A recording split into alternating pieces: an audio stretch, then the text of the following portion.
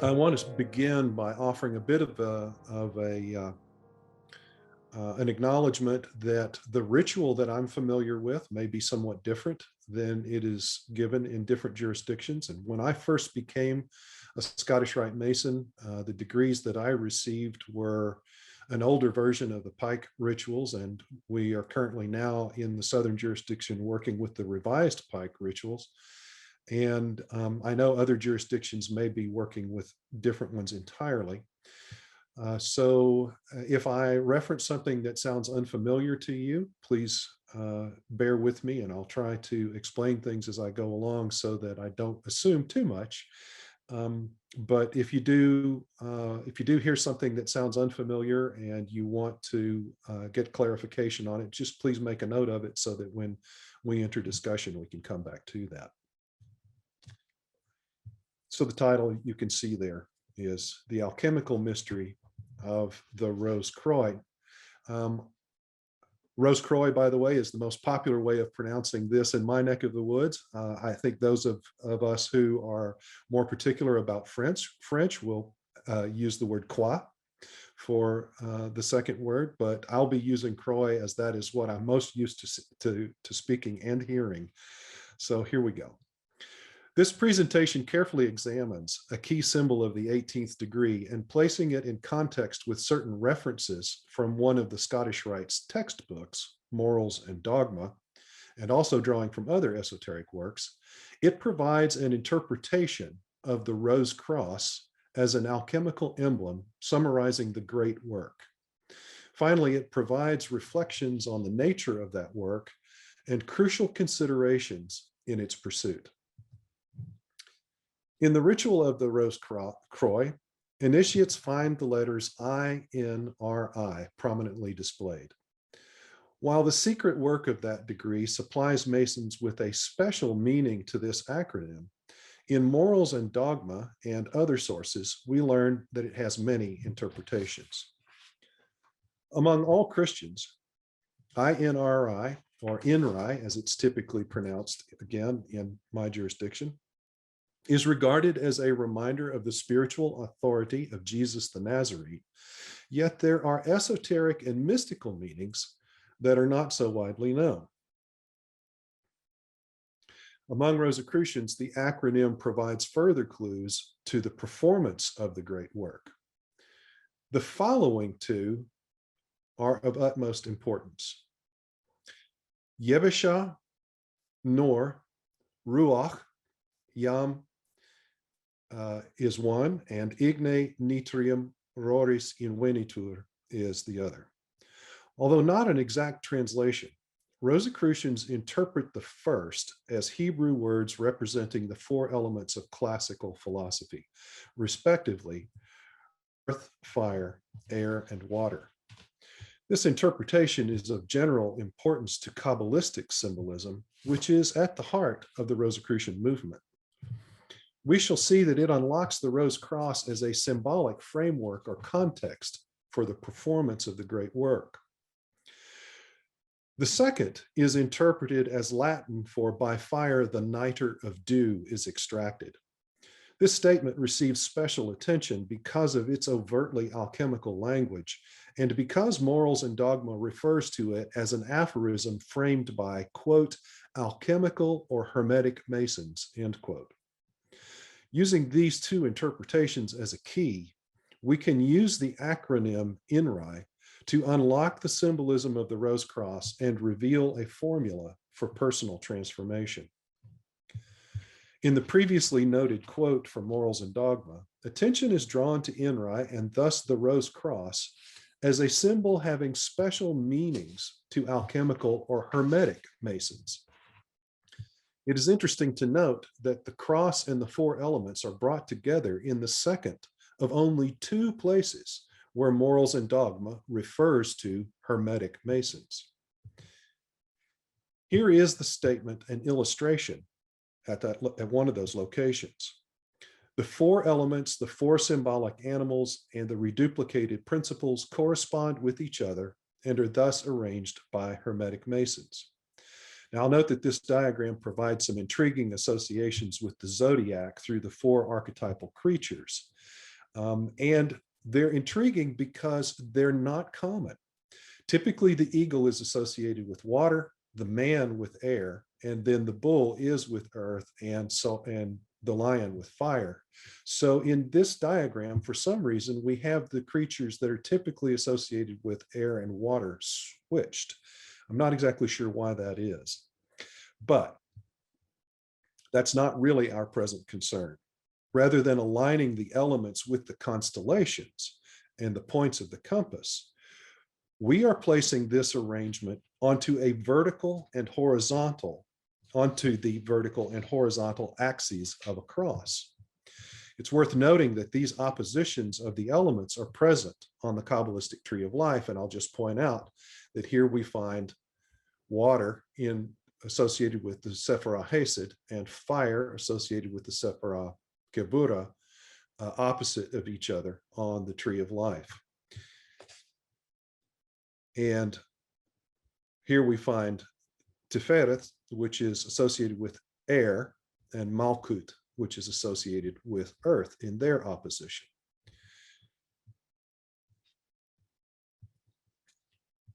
This diagram is thus constructed along the image, using the image of a rose cross, the Hebrew words corresponding to Enri, and the alchemical signs for the elements.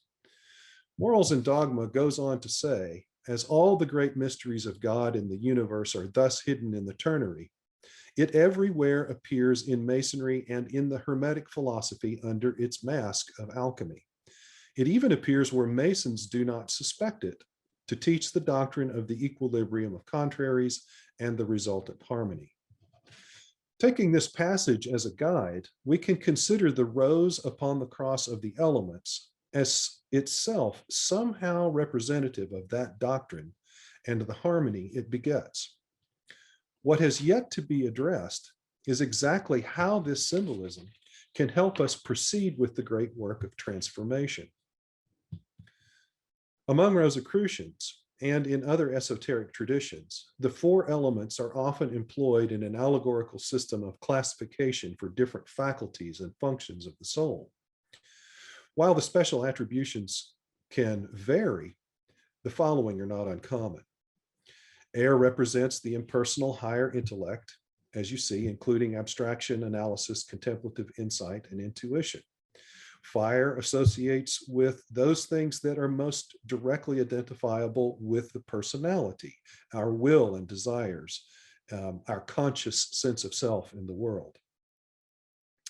Water corresponds with the emotions and the unconscious, and the effect of the emotions and the unconscious upon the conscious self, which are often reflected in dreams and visions. And earth, of course, refers to the physical body and its basic functions and needs. That the various influences from these elements of the soul are often contrary to one another needs no explanation. We all know it from personal and sometimes painful experience. In this context, the Rose Cross suggests that the blossoming of a very special and beautiful harmony occurs as the result of equilibrium among these elements and illustrates polarities that warrant closer examination. First, we note that fire and water are placed opposite of one another on the horizontal axis of the cross. It could be reasonably argued that the discipline of psychology, at least in the therapeutic field, is based on establishing a healthy working relationship between the personality and the unconscious, which we have just associated with fire and water.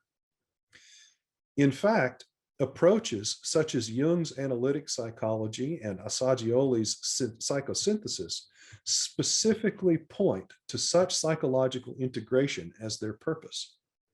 Their methods and aims are based upon the observation that the health, maturity, and progress of a human psyche depend upon the degree to which its various parts work together in harmony.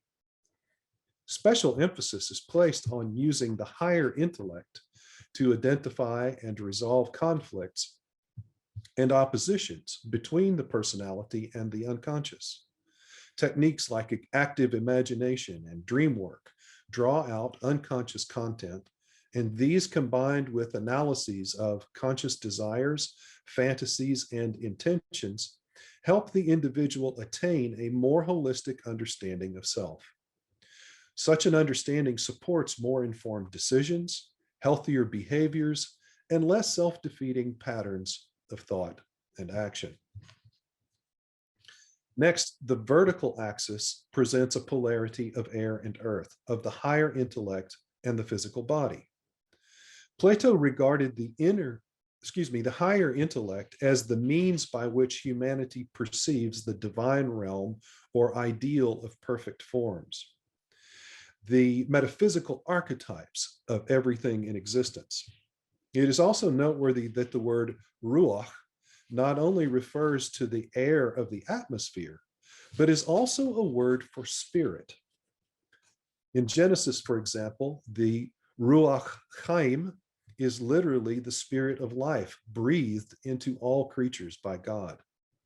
This reference draws our attention to the role of earth in this polarity, for it tells us that the body of Adam was formed from the dust of the earth and brought to life by the breath of God. Thus, the physical body is a vessel or vehicle for the spirit that animates it. Just as psychotherapy addresses itself primarily to the dynamics of the horizontal axis, the dynamics of the vertical axis here are the special interests of spirituality and religion. Religion concerns itself with the proper relationships among creatures in this world and their divine creator, and serves those ends by providing guidelines for a healthy lifestyle, ritual observances, and moral codes for the physical domain, and metaphysical doctrines and disciplines of meditation and prayer to nurture the higher intellect. It is no surprise that the vertical line of spirituality intersects the horizontal of psychology. We have already seen how the higher intellect is called upon to facilitate the integration and harmonization of the psyche, and anyone who has aspired to fulfill the ideals of any religion can attest to the psychological challenges it can present. How fitting it is that among the central aims of religion is an intimate awareness of the spirit, the very breath of life from God, realized by the human psyche while in a physical body. This is the psycho-spiritual crux of the alchemical cross, and here we find the image of a rose. At the meeting place of the four elements, at the intersection of heaven and earth within the human psyche, we find the rose, universally regarded as a symbol of beauty and love. But to Rosicrucians, the rose can have other, more esoteric meanings. In pondering the meaning of the rose, we return to the second interpretation of Rite, Igne nitrum roris invenitur, or by fire the niter of dew is extracted. In the context of the four elements, this formula introduces both niter and dew as new symbols relevant to the rose cross and worthy of special attention. Since it is from the dew that the niter is to be extracted, we begin by noting that Godfrey Higgins and A.E. Waite both held the name Rosicrucian was not merely derived from rose cross, but that it is also a play on the Latin word ros. This word means dew, and dew is a common and important element of alchemical literature and imagery. Consider these excerpts from Rosicrucian and alchemical texts. I am the moisture which preserves everything in nature and makes it live. I pass from the upper to the lower planes. I am the heavenly dew and the fat of the land. I am the fiery water and the watery fire. Nothing may live without me in time. I am close to all things, yea, in and through all things, nevertheless unknown. Fire, water, air, earth. Proceed from the first chaotic waters. They produce the universal sperm. They continually regenerate the chaotic waters for generation, preservation, and regeneration of all things. This universal sperm is generated by condensation and evaporation of vapors, which are circulated in the great alembic of the air until they are sufficiently impregnated or animated by fire, when they are again condensed and resolved into water. These chaotic waters are commonly called dew. Now, that may sound pretty enigmatic, but I hope we're going to unravel some of that as we move forward for you. So the alchemical rose is dew. And dew is literally the moisture that has evaporated from the earth into the air to condense once more upon the earth when the proper balance of heat and humidity occurs. Dew is thus a most fitting analogy for the quintessence of being, the prime metaphysical emanation from which all forms of life and states of consciousness are generated. The power of this dew is spoken of in both scripture and esoteric literature. From Isaiah, we have this: your dead shall live, their corpses shall rise. O dwellers in the dust, awake and sing for joy, for your dew is a radiant dew, and the earth will give birth to those long dead. And then in the Kabbalistic collection of texts known as the Zohar, we have this: from the skull of the ancient being wells forth dew, and this dew will wake up the dead to a new life. Niter is literally a chemical often used as a fluxing material in the refinement of metals. Niter thus serves two purposes. A, it can help metal liquefy more easily, and B, aid in removing impurities. And if we're going to extract this niter from dew, then we ought to understand more of what it actually means in psychospiritual terms. And so we return to the golden chain of Homer, where it is said that the alchemical dew has within it two basic potentials that work together to give rise to all things. These lists show some of their associations, and I'll just let you look at those for yourself. Where salt accounts for the receptive and preservative qualities in dew, we can see that niter represents the active and transformative potentials in dew.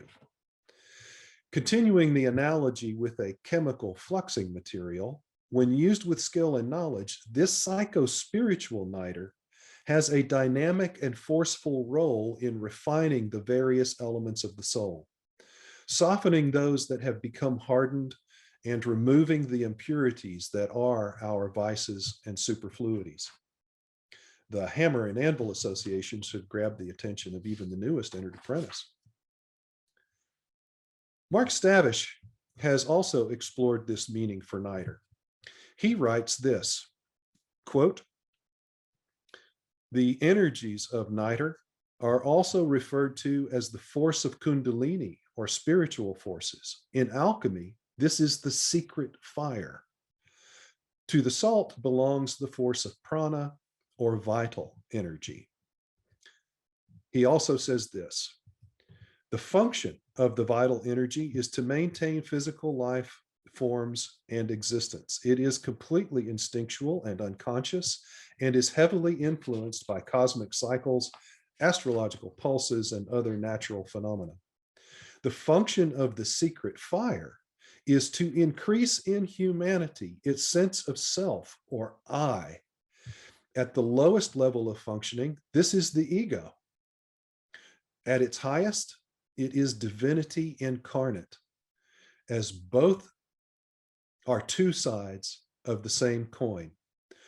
One is self in relation to the physical world and others. The other is self in relationship to all of creation as a co-creator. This statement leads us directly back to Enrai and the four elements of the soul, where fire is said to represent the conscious sense of self in this world, including one's more or less unique will and desires. We see here that the secret fire of alchemy, the niter of dew, is the essence of the allegorical fire that each of us experiences as me. Recall also the Latin formula of Enri, which is now understood to say that this secret fire is extracted from alchemical dew by our self-awareness. How does the lesser fire of the conscious the conscious self, manage to extract the greater fire that is the transformative force within its own quintessence? Well, heat is the quality most naturally associated with fire. To put the heat on something is a metaphor that speaks of an unrelenting intensity of attention, passion, and desire focused on that one thing. Now, having dissolved so much of the symbolism of the rose cross and Enri, we now distill from it this partial solution to the mysteries of the Rose Croix. When one has achieved the psycho-spiritual integration and harmony necessary to reveal the quintessence of one's being, a continued fervency in attention to the work may in time enable drawing out the transformative force of creation and regeneration. Now, solved mysteries almost always lead to further questions, and there is still much about the great work that we have not examined. Exactly how does one achieve such a state of psycho-spiritual equilibrium? Once that is accomplished, what specifically must be done to extract that power of transformation? Once that power has been extracted, what is one to do with it? To some extent, the process of achieving psycho-spiritual equilibrium has already been addressed. Recall that in examining the polarities and dynamics of the two axes on the psycho-spiritual cross, we discussed various practices of psychotherapy as well as guidelines and information provided by religion. Because the great work concerns itself with harmonizing both the psychological and the spiritual dimensions of consciousness, it follows that we need to be applying heat in both directions. Modern society offers many options for people drawn to psycho-spiritual evolution. Therapists, counselors, life coaches, support groups, and self-help books abound. Most of these resources offer some degree of valuable insight and assistance to people seeking psychological balance. On the spiritual side of things, the world's major religions continue to have a powerful presence, and in the more progressive nations, there is an unprecedented opportunity for experimentation with different traditions. The New Age movement has also delivered a plethora of non-sectarian approaches to spiritual life and even nurtured the development of new religions, many of which are attempts to revive traditions that were swept away by militant Christianity. Today's psycho-spiritual treasure chest may be overflowing, but there is nonetheless much dross to separate from the gold. The challenges facing the modern seeker certainly include making well-informed and wise decisions with regard to which psychological and spiritual sources will be tapped.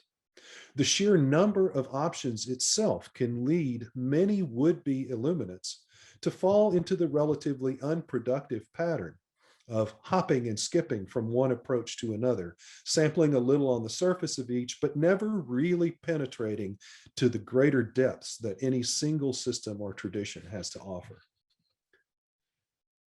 Should one make careful and definite choices, and assuming that the selected sources are legitimate, there are also common problems that arise from the psychological and spiritual realms being addressed separately.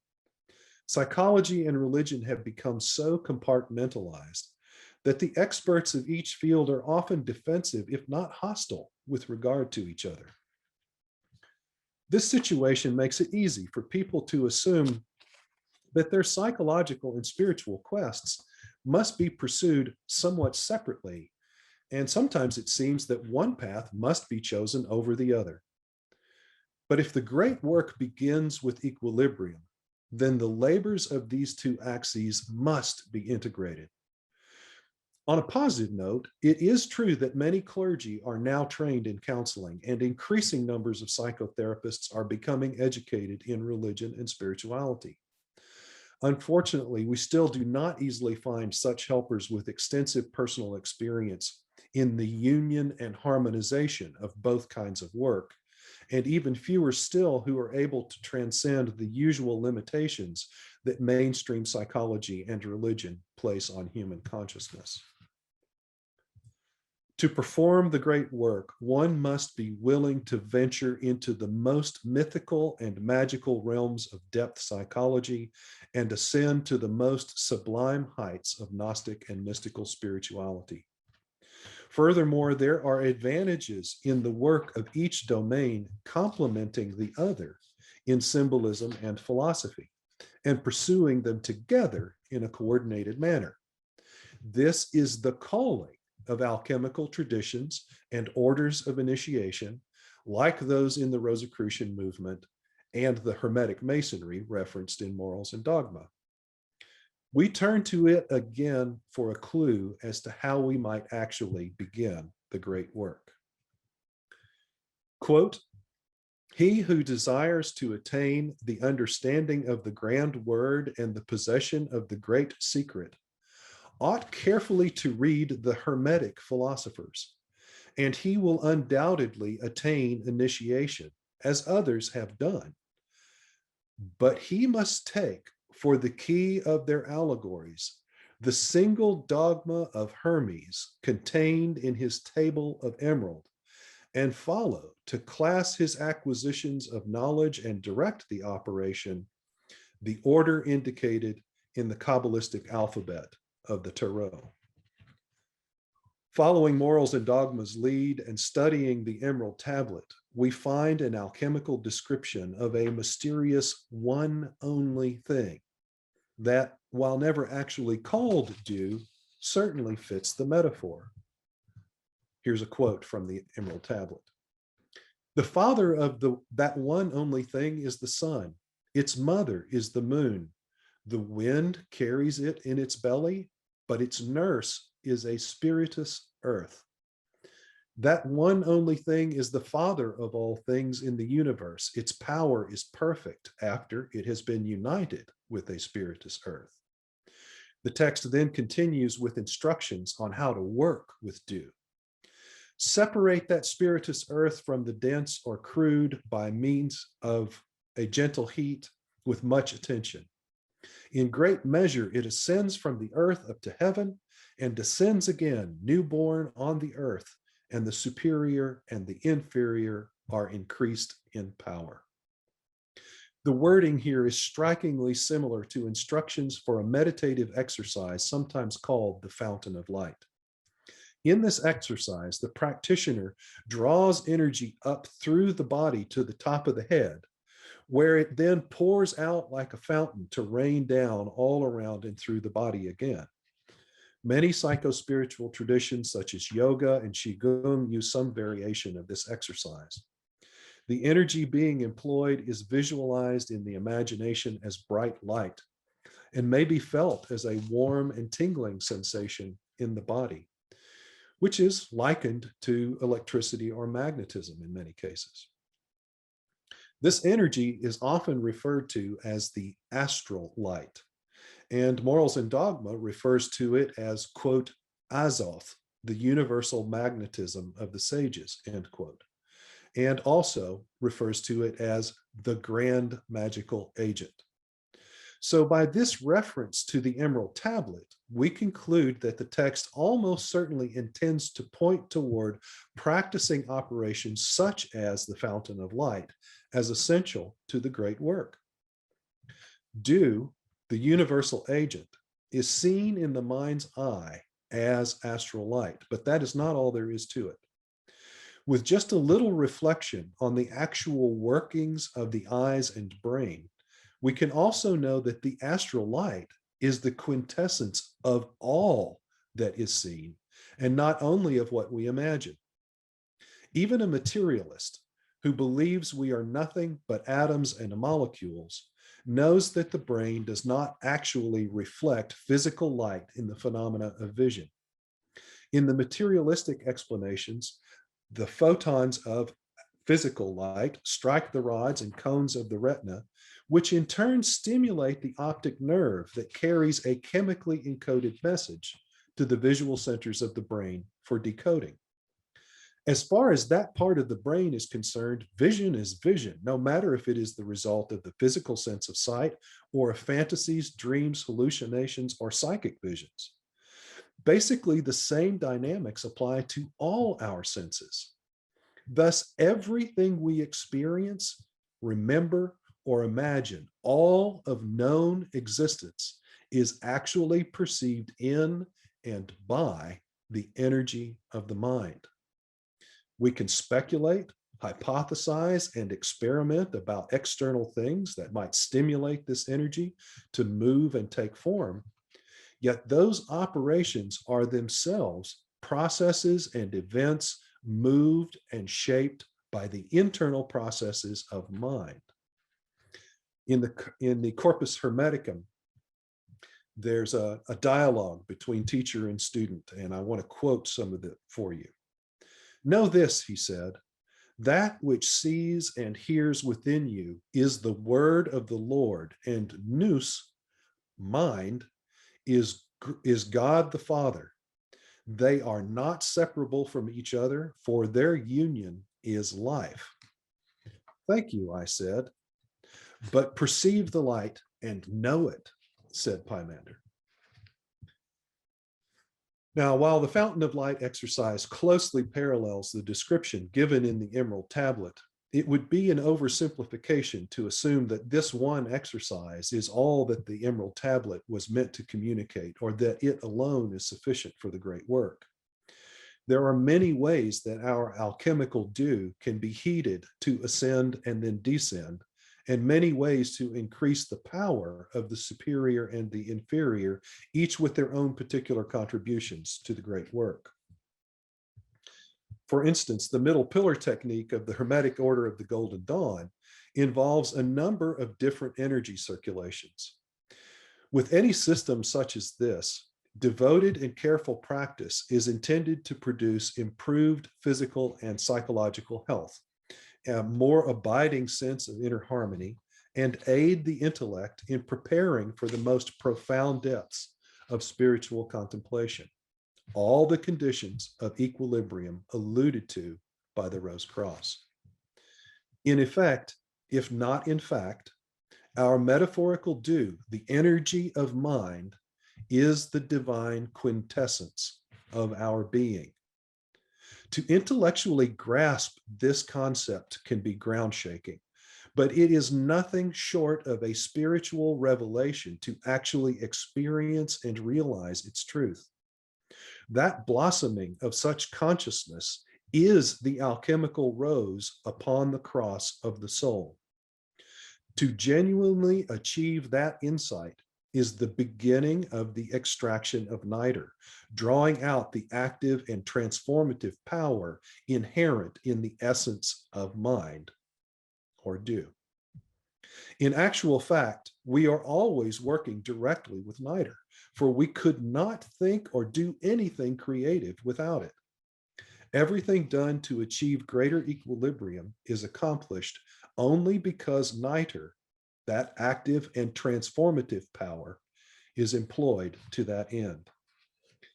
In conventional terms, we would simply say that one's desire, attention, and intention are focused on greater equilibrium. And this heat, metaphorical heat, drives the thoughts and behaviors that in time actually bring about the transformation we seek. To extract niter is therefore not to bring forth some new power, but to actually recognize the transformative power for what it is, refine it, and be able to consciously use it more efficiently and effectively. Now recall that Mark Stavish equated niter with Kundalini, which many people in the West automatically equate with sexual energy.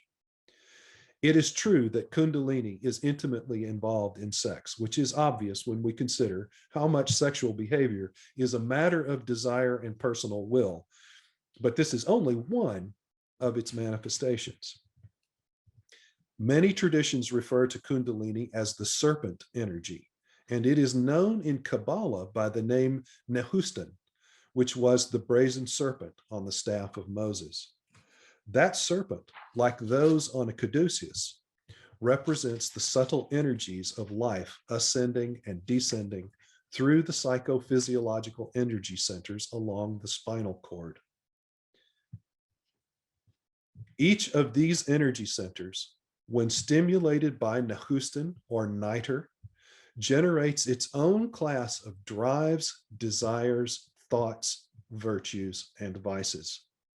There is also a reciprocal dynamic such that giving conscious attention to a certain class of desires and thoughts actually directs the transformative energy to the associated energy center.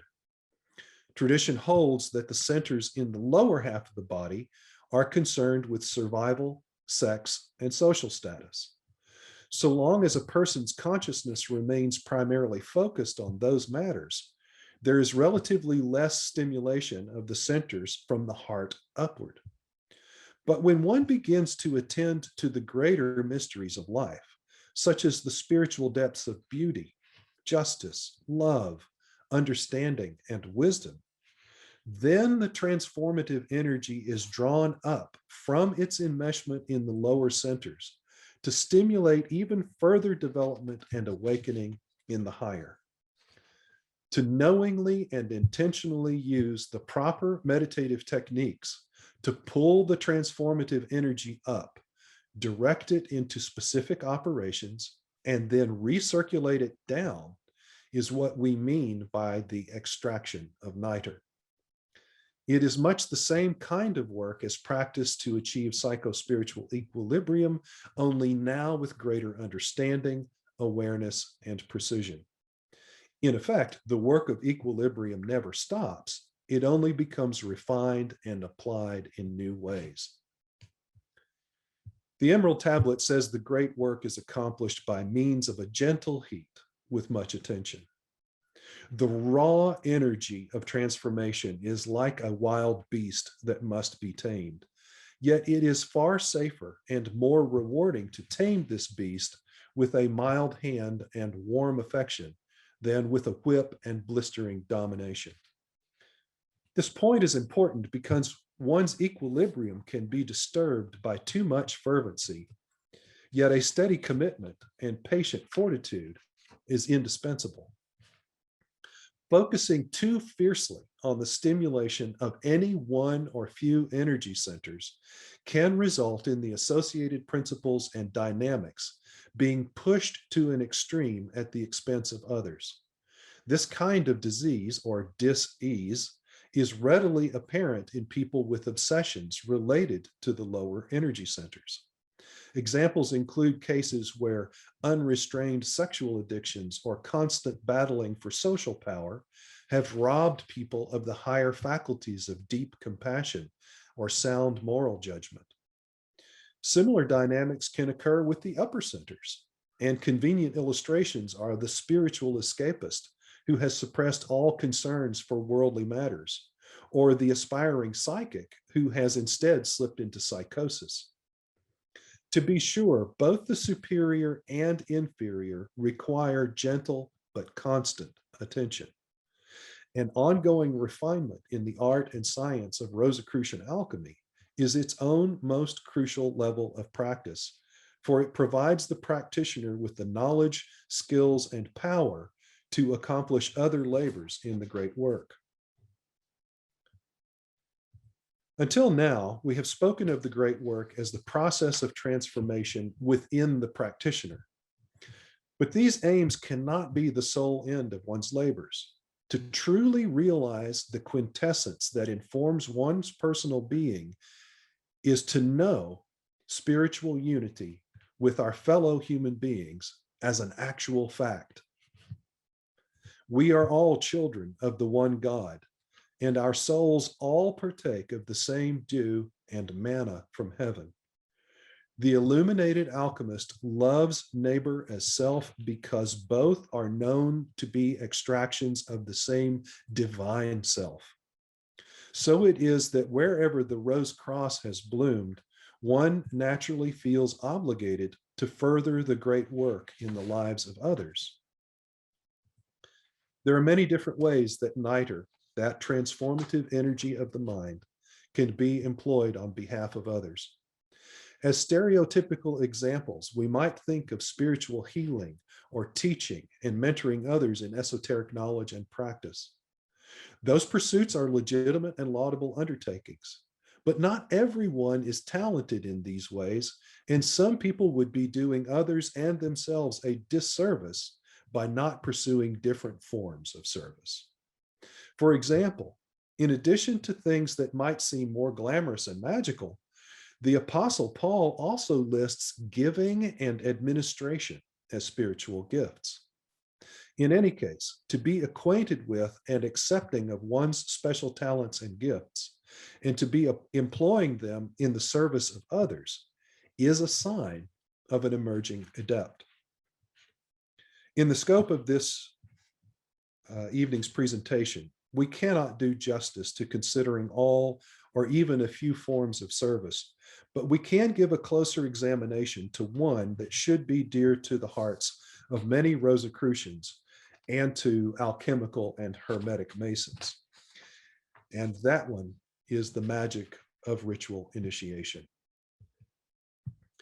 In recounting the rites of the ancient mystery religions that so inspired earlier generations of Masons, Morals and Dogma clarifies exactly why initiation has an important place within traditions of the great work.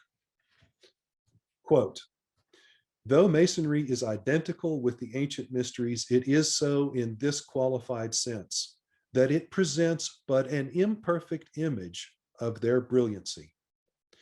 The object of the ancient initiations being to ameliorate mankind and to perfect the intellectual part of man, the nature of the human soul, its origin, its destination, its relations to the body and to universal nature, all formed part of the mystic science, and to them in part the lessons given to the initiate were directed.